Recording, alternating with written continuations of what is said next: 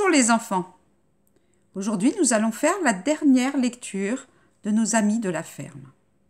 Cette lecture est bien agréable et vous allez voir, je pense que ça va vous donner des idées. Le titre est « Tous en piste ».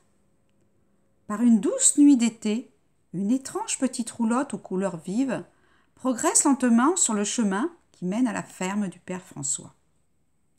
La roulotte s'est arrêtée dans la cour de la ferme. Une ombre en descend et va tambouriner à la porte de François et Lily. Et lorsque le fermier ouvre enfin « Cousin Giorgio, quelle surprise! Mais qu'est-ce qui t'amène à cette heure ?»« Mon cher François, excuse-moi de te réveiller, mais ma petite chèvre est blessée. Puis-je te la confier quelques jours, le temps qu'elle guérisse ?»« Bien sûr, laisse-nous ta petite chèvre, nous allons en prendre grand soin.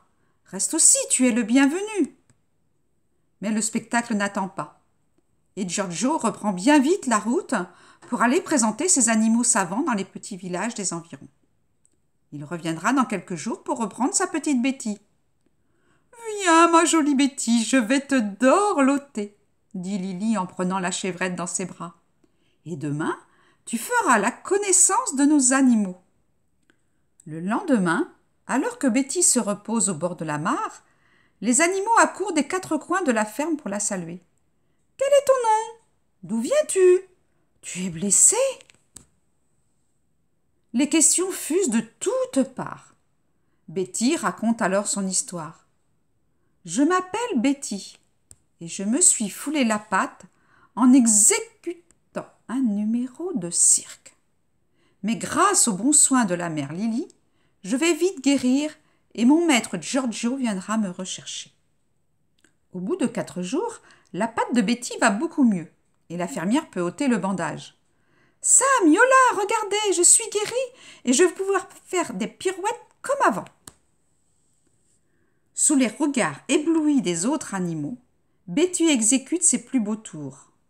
Voici à présent, en équilibre sur un tonneau, qu'elle fait rouler sous ses pattes. « Tu crois que je peux faire la même chose sur ce ballon ?» lui demande Jeannot. « Bien sûr, je vais t'apprendre, répond Betty. Après plusieurs chutes dans l'herbe tendre, Jeannot semble trouver son équilibre. « Vas-y, Jeannot !» l'encourage Tom l'écureuil. « J'y arrive !» s'écrie le lapin tout heureux.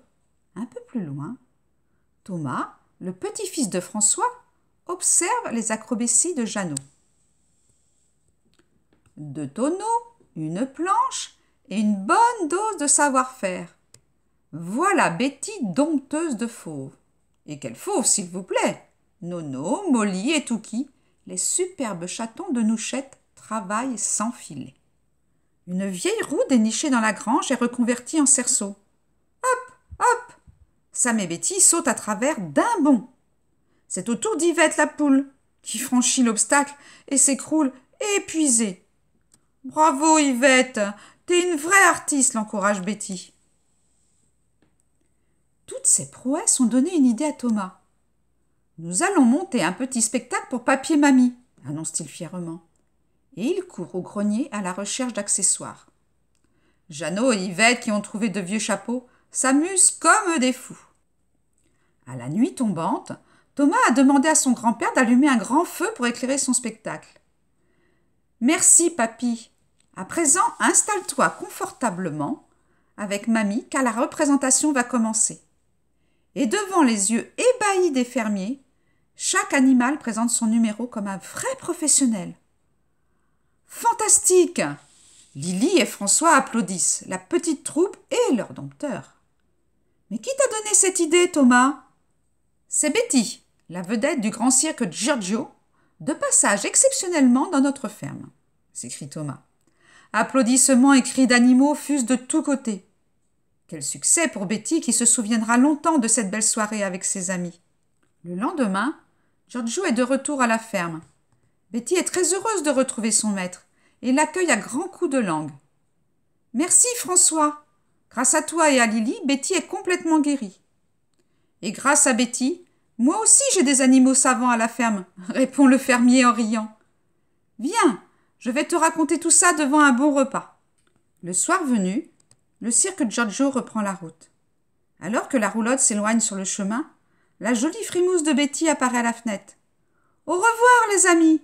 crie-t-elle. « Je reviendrai vous voir bientôt. »« Au revoir, Betty, au revoir !»« Nous t'attendrons pour d'autres tours de piste. » Et voilà, les enfants. Nous avons fini sur une note gaie cette histoire des animaux de la ferme. J'espère que toutes mes histoires vous ont plu et qu'ils vous ont fait découvrir la vie des animaux sous un autre jour. Voilà. Je vous souhaite une bonne journée et bientôt nous commencerons une autre histoire. À bientôt!